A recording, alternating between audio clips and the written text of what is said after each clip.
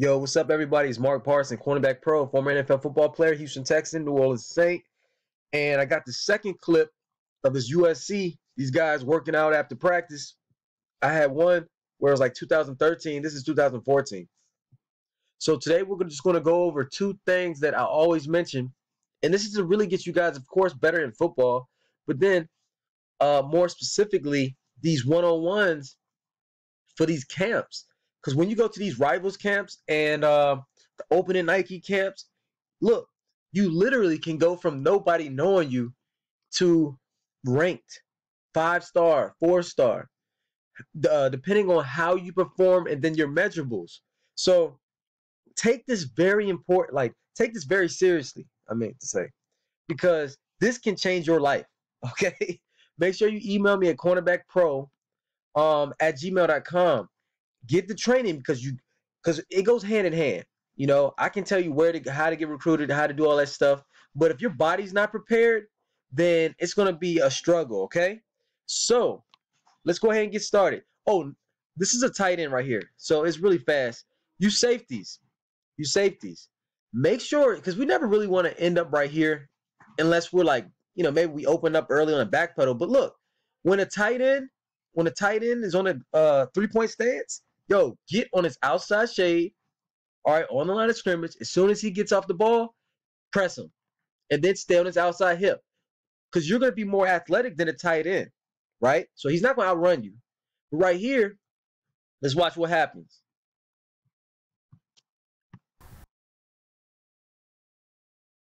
See, now you're just guessing right here. And understand, they're not going too hard.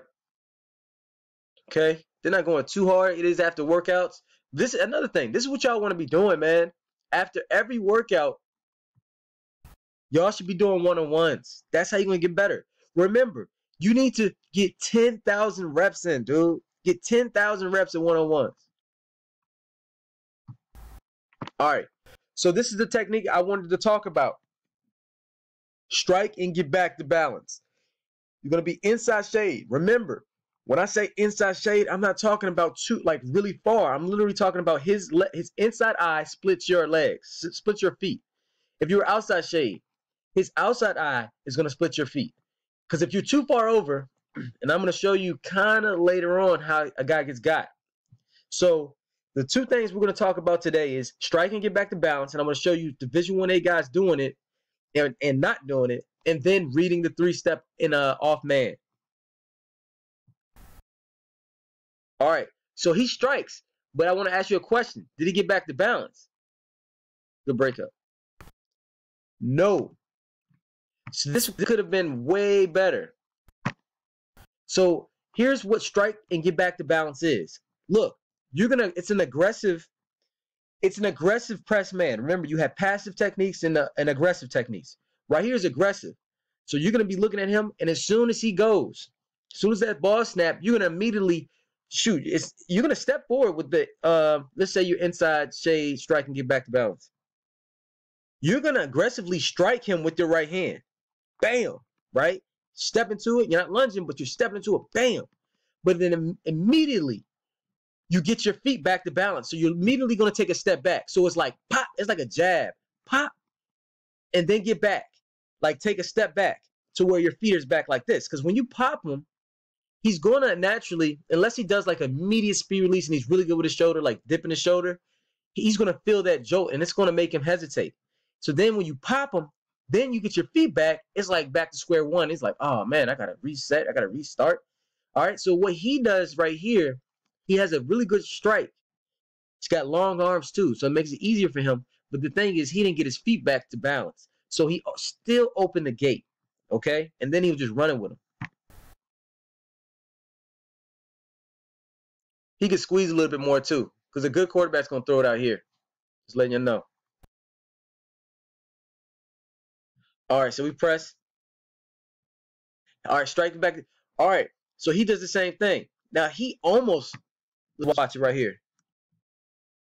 Let me see if he does it. So strike, and look, sometimes you be like, well, what if I don't even, just throw it out there. So boom, throw it out there.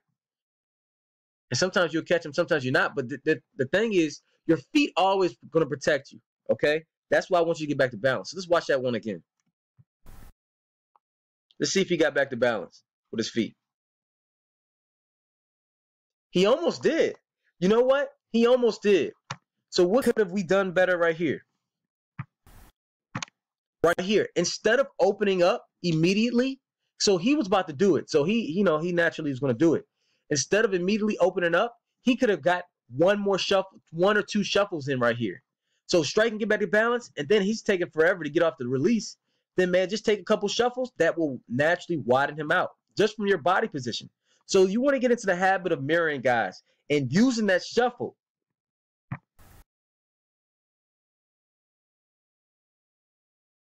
But that was a good job. Good job by him. Now look at that, guys. So you high school guys preparing for camps. Good job. You know, just got to make sure you squeeze. I think he was opening up a little bit too early all practice. So if I were him, I would say let's stay in his back pedal a little bit longer. But watch this. You high school guys, look. Watch Division 1A guys read the quarterback's drop. Watch him. So notice in my videos, none of the high school guys do it. But then when I do NFL 101s, professional 101s, and college guys, they always reading the quarterback. So you should do the same thing. So this is out of shotgun. Remember what 3-step in shotgun is catch and throw. And then 5-step is when you take 3 steps back. All right. So let's read it and see. 1, 2, 3. Looked like 5-step to me. I wasn't able to see it. But notice how the college guys. All right, so he was going to strike.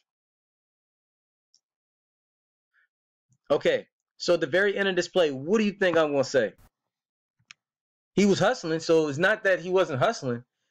Be careful with your eyes because look, I think he was looking back too early. See, right now he's already looking back because maybe he thinks he's going to run a comeback, but he ends up running like a dig. So it was kind of a bad route. But watch this.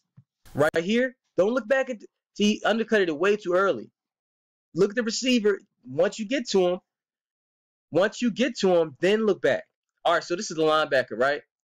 So linebackers, you got to know how to play man coverage. You got to know how to play man coverage too. So be careful with lunging.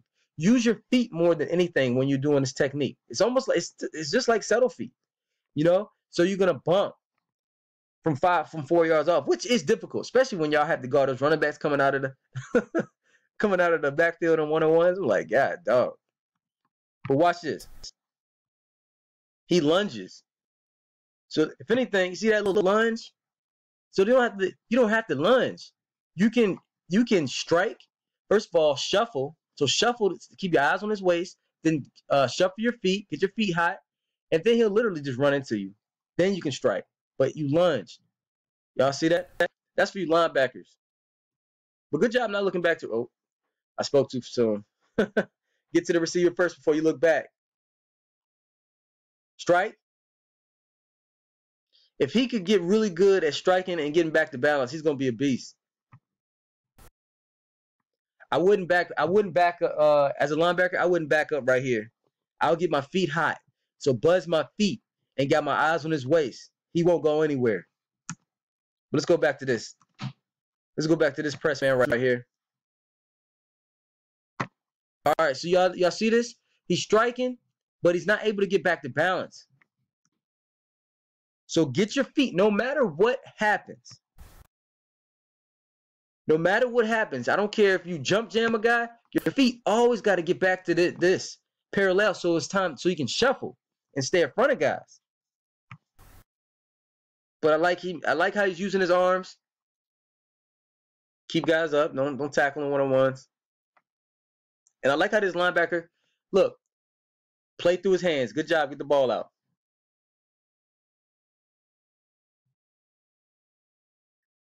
Way to get out of the break. He's looking back too early. Split second. You know what? Let me go back. So right here, guys, make sure that you create the good habit. And look, you should drill this every day. You should drill this every day. When I was with the New Orleans Saints, we would do drills where when we get out of our back pedal, we don't look immediately back for the quarterback to throw the ball to us. We always look, we drove and always waited to look back. Okay, maybe you should do the same because this is the difference between picks and not getting anything. Now, he has good feet right here. Watch this. That's how you get out of that break. But it's the difference between All-American and not. Undercut too early. But look at this, though.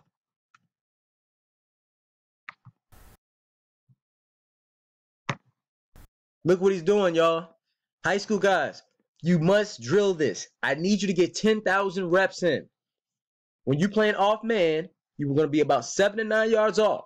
Read the 3-step, 5-step. Then glue your eyes to this receiver. I like it. And the only thing, look, you're going to get got a little bit. Sometimes you got a baseball turn and head whip.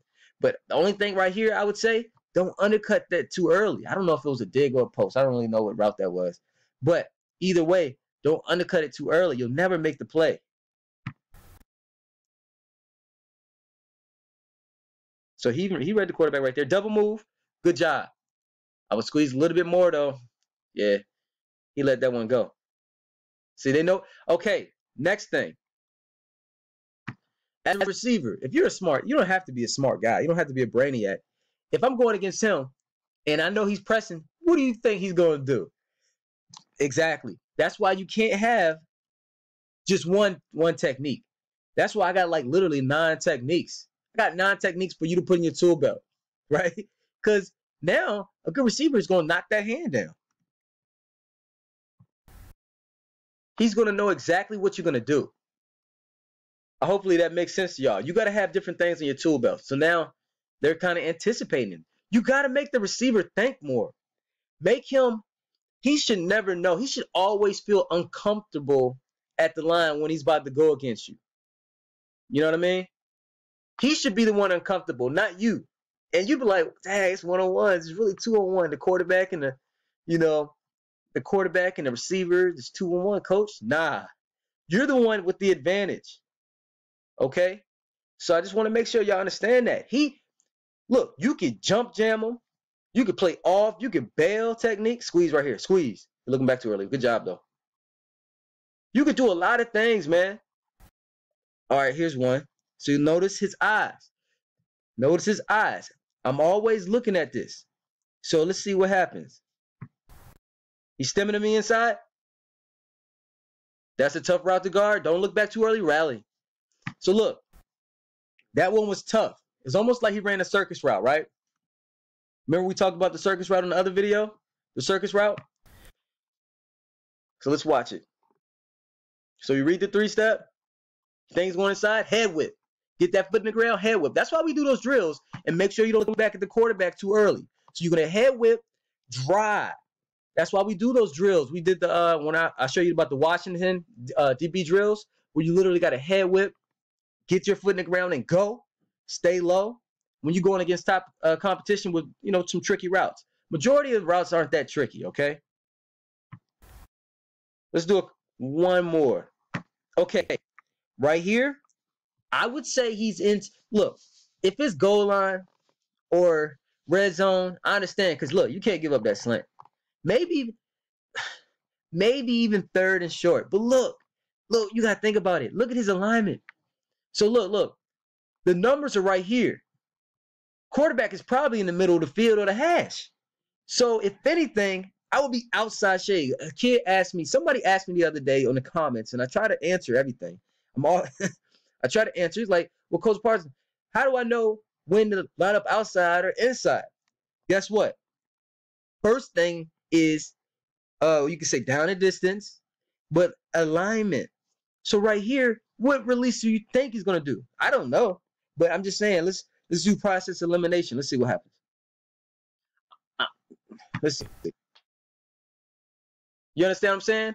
Now look, a good quarterback's going to throw it over here. Late hands. Good job by that receiver. So what I'm saying is, he should have played outside shade, and then even in that inside shade, I would say he was too far over. But he did do strike. Just got to work on getting back to balance. All right. Make sure you guys take this serious, man. Watch all the videos. Email me at cornerbackpro@gmail.com. Ask me for the program. Like I said, man, in this life, you got to earn everything, man. You got to get it. Okay. So make sure you ask me for the program and hit me up. Peace.